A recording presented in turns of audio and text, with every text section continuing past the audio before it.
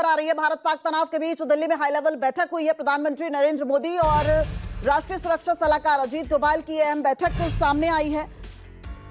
तो लगातार बैठकों का दौर जारी है और भारत पाक तनाव के बीच ये अहम बैठक जो है वो सामने आई है।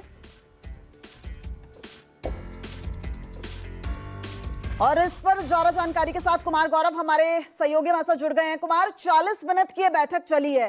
लगातार हम देख रहे हैं पहलगांव आतंकी हमले के बाद उच्च स्तरीय बैठकों का दौर जारी है और कई निर्णायक कदम उठाए भी गए हैं भारत सरकार की तरफ से। कूटनीतिक तौर पर पाकिस्तान पर दबाव बनाने की कोशिश की जा रही है। इस बैठक को आप कैसे बताएंगे?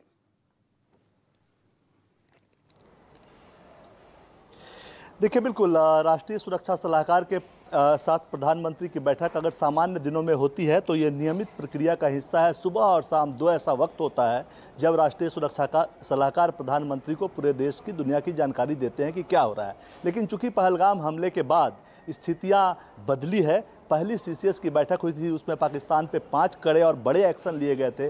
उसके बाद प्रधानमंत्री ने ये वादा किया है देश की जनता से कि आतंक की बची खुची ज़मीन को मिटा देंगे और आतंक को जो पोषक हैं, पोसने पालने वाले लोग हैं, उनको भी उनकी औकात दिखाई जाएगी। तो जाहिर सी बात है इस परिप्रेक्ष्य में प्रधानमंत्री के साथ राष्ट्रीय सुरक्षा सलाहकार की बैठक काफ़ी महत्वपूर्ण हो जाती है। और जाहिर सी बात है पिछले कुछ दिनों से आज सिविल डिफेंस को लेकर जो मॉक ड्रिल और तमाम चीज़ें गृह मंत्रालय में जो बैठक चली, उस दौरान ही एक तरफ गृह मंत्रालय में बैठक चल रही थी, दूसरी तरफ एनएसए प्रधानमंत्री के आवास पहुंचे थे। जाहिर तौर पर सीमा की स्थिति क्या है, दुनिया भर में पाकिस्तानी आतंकी या जो भी आतंकी हैं उनको रक्षा करने वाला कौन है, उनका साथ देने वाला कौन है, ये सब काम और बाहरी जो तमाम एजेंट्स होते हैं उनसे बातचीत करके जो कहाँ से आतंक का सफाया, किन किन जगहों से पे अटैक करके आतंक का हम सफाया कर सकते हैं, क्या रास्ता हो सकता है, ये तमाम चीज़ें करने का काम जो है वो राष्ट्रीय सुरक्षा सलाहकार का होता है। और प्रधानमंत्री की इस पूरे सिचुएशन से निपटने के लिए जो उन्होंने टारगेट सेट किया है,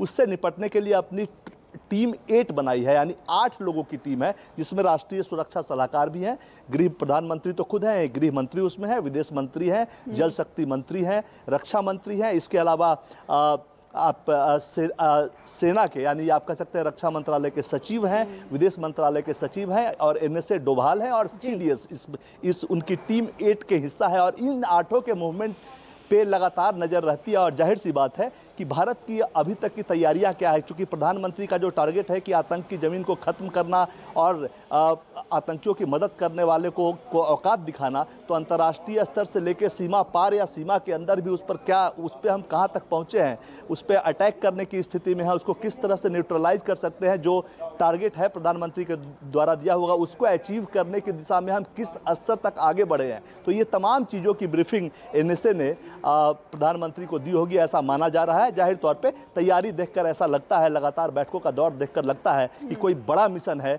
जिसकी कामयाबी के लिए पीएम ने टॉप 8 की टीम चुनी है और लगातार उनके बीच मंथनों का दौर जारी है। जी, बहुत बहुत शुक्रिया कुमार गौरव आपका इस पूरी जानकारी के लिए।